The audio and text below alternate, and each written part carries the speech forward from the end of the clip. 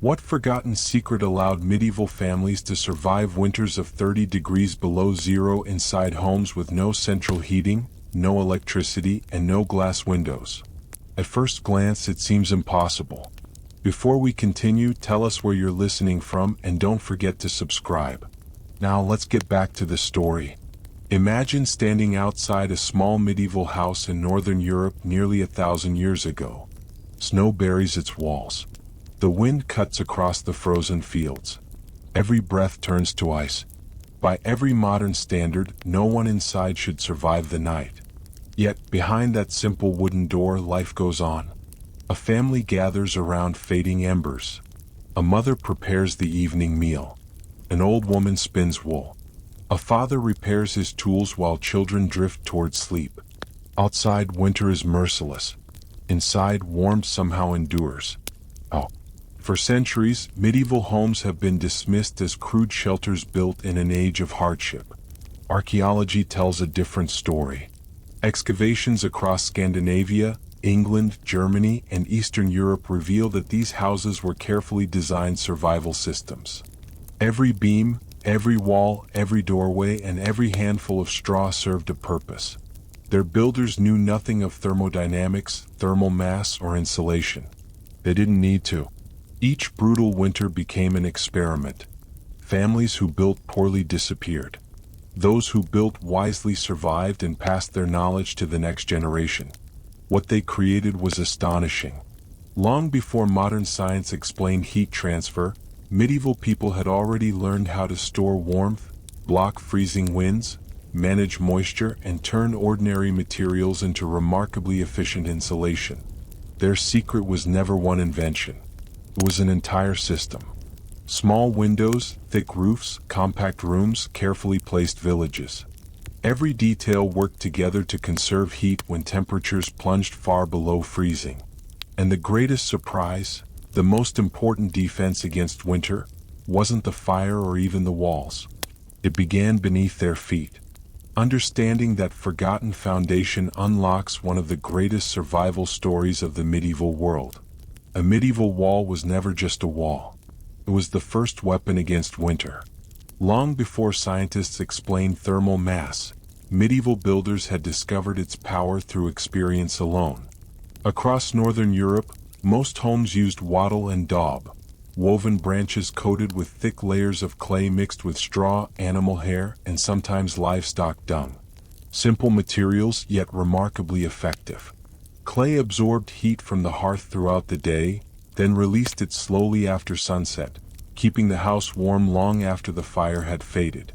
Straw added another advantage, trapping thousands of tiny pockets of still air, one of nature's best insulators. Modern insulation works on exactly the same principle. But warmth wasn't the only challenge. Moisture was the hidden enemy. Wet walls lost heat quickly, and freezing water could crack them from the inside. Before winter, families repaired every gap with fresh clay, sealed exposed surfaces with lime oils or natural fats, and built their homes slightly above the surrounding ground, so rain and melting snow drained away instead of soaking the foundations. In the forests of Scandinavia and Eastern Europe, thick log walls replaced clay. Massive pine and spruce trunks were fitted tightly together, while moss, wool, and bark fibers sealed every crack. Some log walls exceeded 2 feet thick, turning entire houses into giant heat reservoirs. Stone buildings followed the same principle. Thick masonry absorbed enormous amounts of warmth but felt painfully cold to the touch. So, interiors were lined with timber panels, leather, and heavy wool tapestries that trapped insulating air and made great halls far more livable. Every material had strengths. Every material had weaknesses. The genius of medieval builders wasn't finding the perfect material. It was combining them into one remarkably efficient system. But even the warmest walls couldn't stop heat from escaping upward. The real battle was waiting above them, in the roof. Medieval builders never studied physics, but they understood one truth better than most people today. Heat rises. That meant the greatest battle against winter was fought above their heads. Across northern Europe, Thick thatched roofs made from straw, reeds, rye, or heather weren't crude coverings. They were powerful insulation systems. Layer upon layer trapped thousands of pockets of still air, creating a natural thermal blanket that slowed the escape of precious heat. Modern tests on reconstructed thatch have shown just how effective these roofs really were. Their steep pitch served another purpose. Heavy snow slid away before it could collapse the roof, while rain drained quickly instead of soaking into the structure. One simple design solved two deadly winter problems at once. Then came an unexpected ally: smoke. In homes without chimneys, smoke slowly passed through the thatch, coating every fiber with soot and natural resins. Over decades, the roof became denser, more water-resistant, and better protected against insects and decay. Ironically, an old thatched roof often insulated better than a new one. In Scandinavia and medieval Russia, builders relied on birch bark, whose natural oils made it remarkably waterproof. In Iceland, where timber was scarce, thick layers of turf created living roofs that blended into the landscape while shielding homes from Arctic winds. Wealthier stone buildings used attics to trap motionless air, adding another invisible layer of insulation. Even ceiling height mattered. Lower ceilings meant less air to heat, allowing the hearth to warm a room faster and more efficiently. Nothing about these roofs was accidental. Every layer trapped heat. Every angle shed snow. Every detail protected the family below. But even the finest roof could only preserve warmth that already existed. The true heart of every medieval home was still the fire, and the way people mastered it was an engineering achievement all its own. For medieval families, warmth didn't come from a thermostat. It came from constant work. Every log had to be cut, dried, stored, and carefully rationed long before winter arrived. The hearth wasn't simply where meals were cooked, it was the center of survival. In early medieval homes, the fire often burned in the middle of the room. Without a chimney, smoke drifted upward through the roof while heat radiated evenly in every direction. The walls absorbed that warmth and slowly released it long after the flames had faded. Nothing was wasted. The smoke blackened roof beams with protective layers of soot that helped resist insects and decay. It also dried the house, reducing moisture that could steal heat and damage the structure. Above the fire, strips of meat, fish, herbs, and mushrooms slowly smoked, preserving precious food while the family stayed warm below. When chimneys became common after the 12th century, they made homes cleaner but also carried valuable heat outside. Medieval masons responded with deep stone fireplaces that reflected radiant heat back into the room, quietly improving efficiency through generations of trial and error. Fuel mattered just as much. Dense hardwoods like oak and beech produced long-lasting embers, while in places such as Ireland and Scotland, dried peat burned slowly through the night. Before bed, families carefully covered glowing coals with ash, preserving enough heat to revive the fire at dawn. The fire never truly went out. It simply slept until morning. Yet even the best hearth couldn't explain how families survived the coldest nights. As the flames faded, another source of warmth quietly took over, one that required no fuel at all. It came from the animals living beneath the same roof. To us, sharing a house with cattle or sheep sounds unimaginable. To medieval families, it was one of the smartest ways to survive winter. Every warm-blooded animal is a living furnace. A single cow releases hundreds of watts of body heat around the clock. Sheep, pigs, goats, and oxen added even more. Unlike a fire, they never stopped producing warmth. Builders across Scandinavia, Iceland, northern Germany, and Britain turned that simple fact into architecture. Their solution was the longhouse. Families lived at one end. Livestock occupied the other, separated by timber partitions or stone walls. As animals breathed, rested, and digested food, gentle heat drifted naturally into the family's living space, reducing the need for precious firewood through the longest nights. Archaeological excavations in Iceland confirmed that people and livestock shared the same structure for centuries. It wasn't an emergency measure. It was a carefully refined survival strategy. Even the floor contributed. Fresh straw, reeds, moss, and dried grasses beneath the animals gradually formed deep bedding that insulated the frozen ground. As the organic layers slowly decomposed, they released small amounts of additional heat while protecting both animals and people from the icy earth below. Of course, living this closely with livestock brought noise, odors, and constant work. But medieval families accepted those trade-offs because a few extra degrees of warmth could mean the difference between life and death.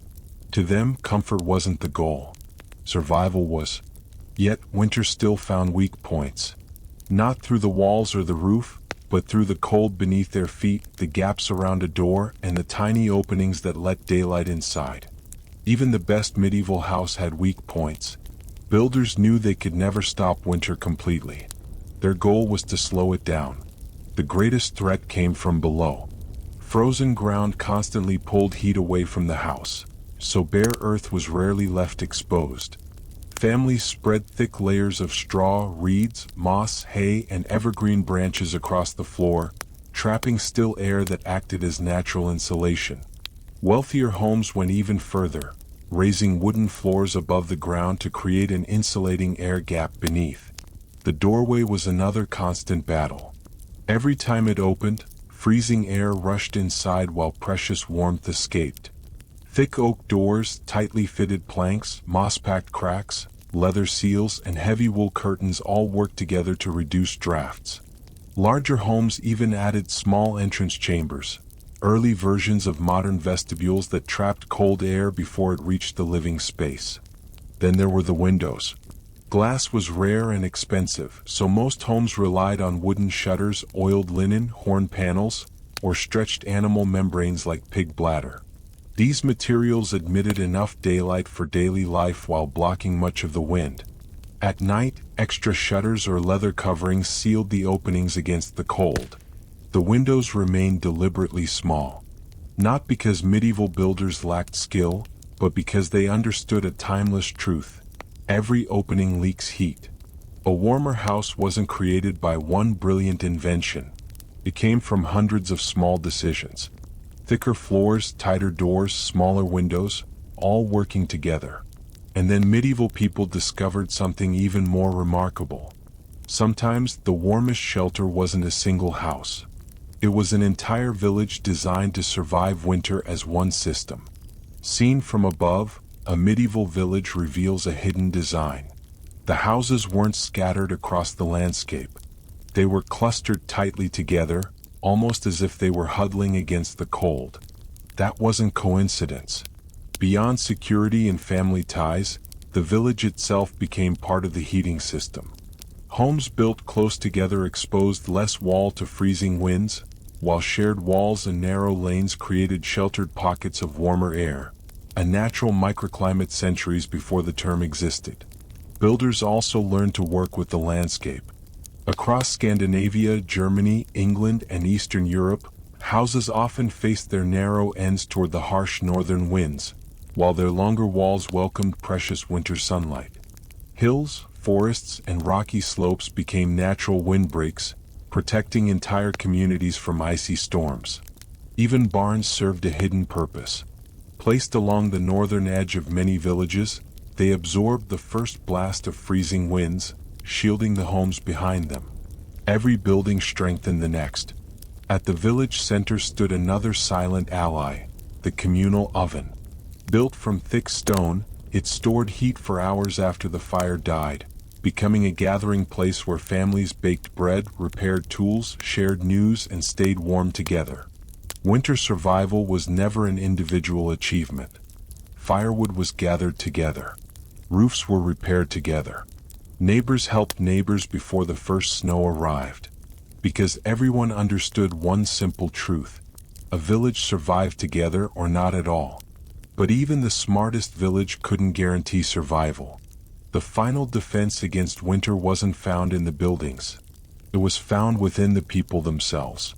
The greatest insulation in medieval Europe wasn't built into the house. It was built into the people. Even the warmest medieval home would feel cold by modern standards. But that was never the goal. Instead of heating every room, medieval families adapted themselves to the cold. Modern physiology confirms what centuries of experience had already taught them. Repeated exposure to low temperatures improves cold tolerance, circulation, and the body's ability to generate heat. Everyday life reinforced that adaptation. Physical labor, splitting firewood, hauling water, carrying grain, and repairing tools, kept the body producing warmth from dawn until dusk. As night fell, the family gathered around the hearth, sharing both heat and companionship in the warmest corner of the house. Sleep became another survival strategy. Beds filled with straw, wool, or feathers trapped warm air around the body. Wealthier homes used four-poster beds with heavy curtains, creating a small insulated space that stayed noticeably warmer than the room itself.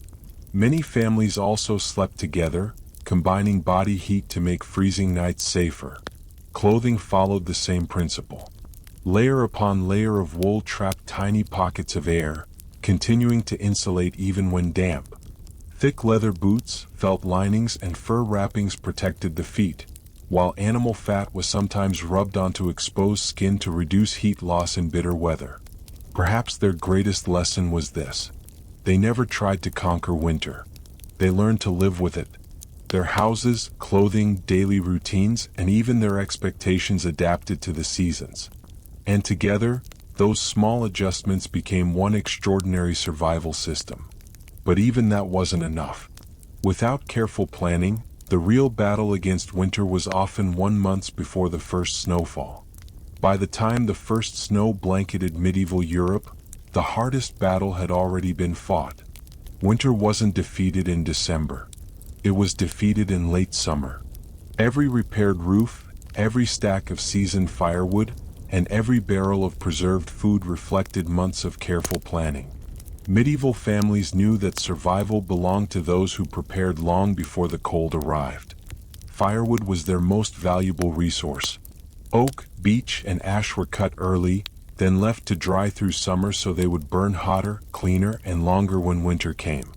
Across peat-rich regions, families harvested and dried peat blocks, storing them as dependable fuel for the months ahead. Food preparation followed the same strategy. Grain, beans, smoked fish, salted meat, hard cheese, fermented vegetables, and root crops filled storage rooms with calorie-rich supplies that required little fuel to prepare. Fat became just as important as bread, giving the body the energy needed to produce heat through long days of labor. The house itself was winterized. Walls were patched with fresh clay, moss was packed into log joints, roofs were repaired, shutters reinforced, and drainage cleared before freezing weather could expose even the smallest weakness. Preparation extended beyond the home. Livestock were moved closer, bedding was gathered, tinder kept dry, and water stored before wells froze. Entire villages worked together, sharing labor to harvest crops, repair buildings, and stock fuel because everyone understood that one unprepared household threatened the whole community. Even daily life adapted to the season. Outdoor work followed the brief warmth of midday, while evenings were spent indoors weaving, carving, mending tools, and gathering around carefully managed hearths. Before sleep, hardwood or peat was placed over glowing embers and covered with ash, preserving enough heat to rekindle the fire at dawn. Looking back, medieval winter survival was never built on a single invention. It was built on thousands of disciplined choices repeated across generations. Every log, every repaired roof, every preserved meal, and every shared day of work formed an invisible shield long before the first snowflake ever touched the ground. And as remarkable as that preparation was, it leaves one final mystery. If medieval builders mastered so many timeless principles of survival, why do so many of those lessons still shape the way we build today, without most of us ever realizing where they came from? When we imagine technological progress, we often picture towering machines, groundbreaking inventions, or revolutionary discoveries that changed the world overnight. But history tells a quieter story. Some of humanity's greatest innovations were never written in books. They were built into ordinary homes. For centuries, medieval families survived some of Europe's harshest winters without electricity, central heating, insulation, foam, thermostats, or modern engineering. They did it using observation, patience, and countless generations of trial and error. Every winter became another lesson. Every mistake carried consequences.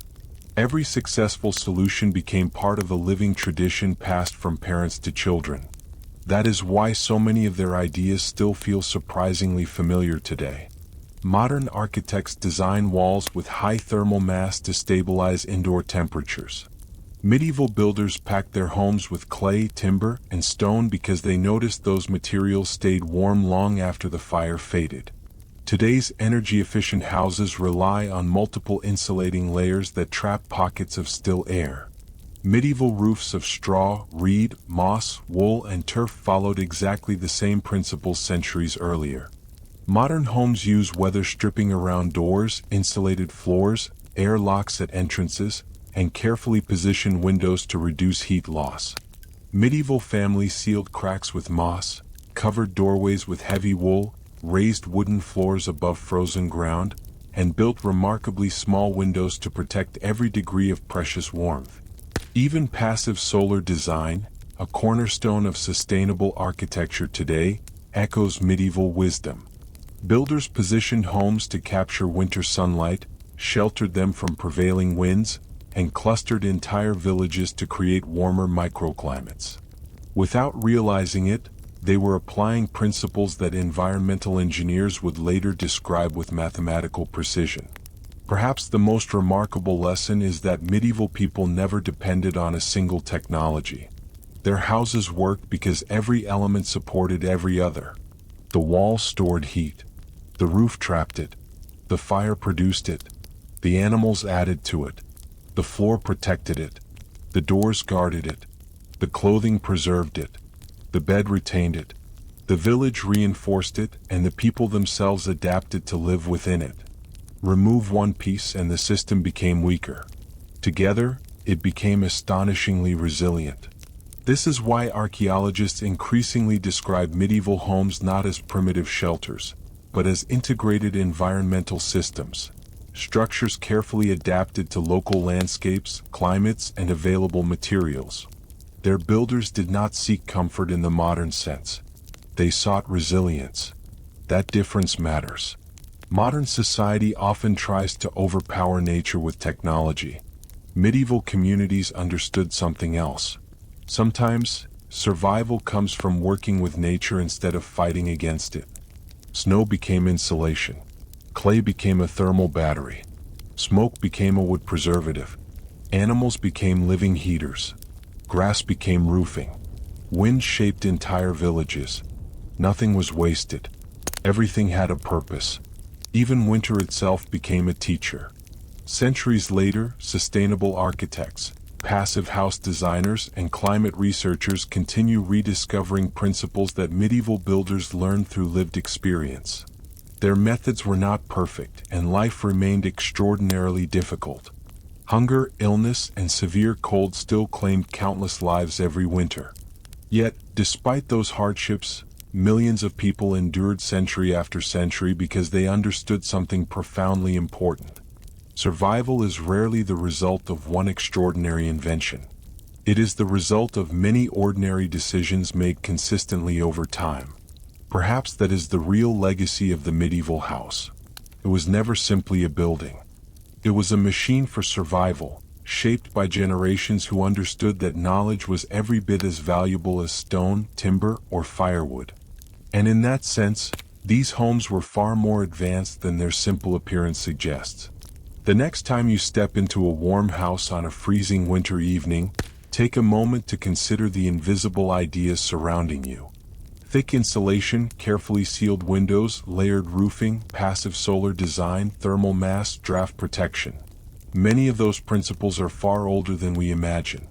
They were born in villages where survival depended on getting every detail right, one winter after another. So, before you go, here's something to think about. Which medieval survival technique surprised you the most? Was it the heat stored inside clay walls, the living warmth of animals under the same roof, the remarkable insulation of thatched roofs? or the way entire villages were designed to work with the landscape rather than against it? Share your thoughts in the comments. We'd love to hear which forgotten innovation changed the way you see the Middle Ages. And if you enjoy uncovering the hidden ingenuity behind the ancient world, Dark Origins is where we continue that journey. Every forgotten structure, every archaeological discovery, and every survival strategy reminds us that history isn't just about the past. It is a record of humanity solving impossible problems with extraordinary creativity. Until next time, keep exploring, keep questioning, and remember, sometimes the greatest discoveries aren't buried beneath the earth. They're hidden inside the ordinary things we've stopped noticing.